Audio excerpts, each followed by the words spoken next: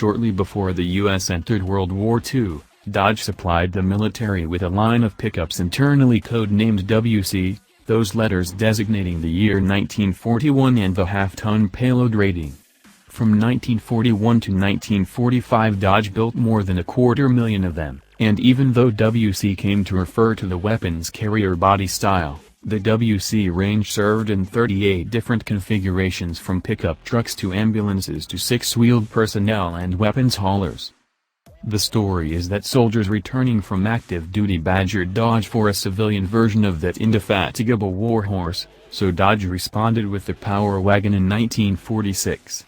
Even for those no-nonsense times the truck was so austere that the first three names Dodge gave it were Farm Utility Truck, WDX General Purpose Truck, and General Purpose, 1-ton truck.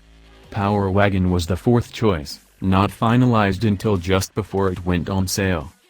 Nothing like today's Power Wagon, the original could be seen as either a glorified tractor or a slightly less uncouth military vehicle. Hell, for leather meant going 50 miles per hour. But it would go nearly anywhere.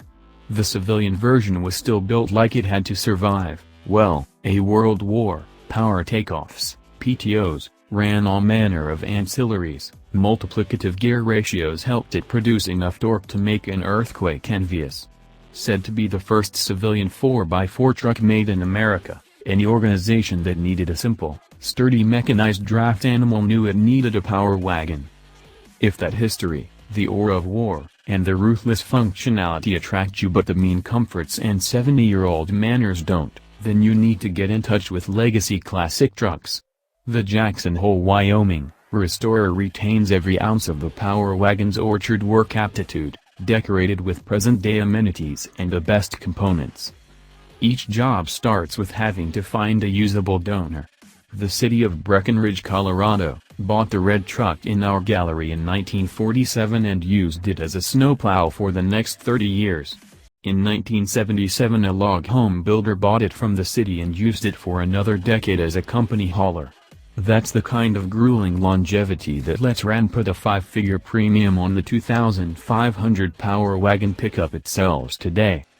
Legacy Classics founder Winslow Spence says, "I find them abandoned, with trees growing through them. But I'll buy it if the frames are good, if I can get half a truck in really good shape."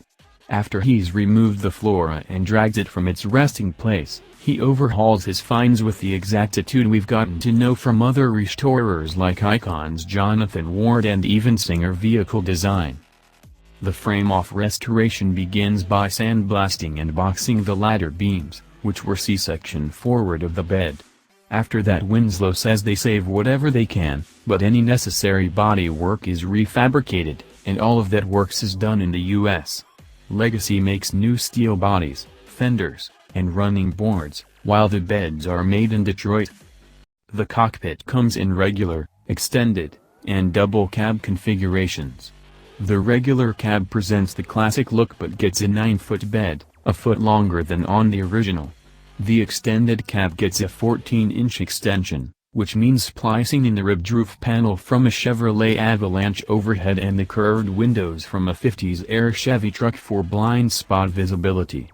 Behind it is a 7-foot bed. The double cab is 2 original cabs welded together, which takes 600 hours to complete, with space for a 5-foot bed in back. Ahead of the cab, there are 3 engine choices. The buyer looking for high power goes for the naturally aspirated or supercharged 6.2-liter Chevrolet V8, the former belting out 430 horsepower and 420 pound-feet of torque, the latter 585 horsepower and 580 pounds-to-foot, both mated to a 4-speed automatic. The buyer that needs pulling power opts for the 3.9-liter Cummins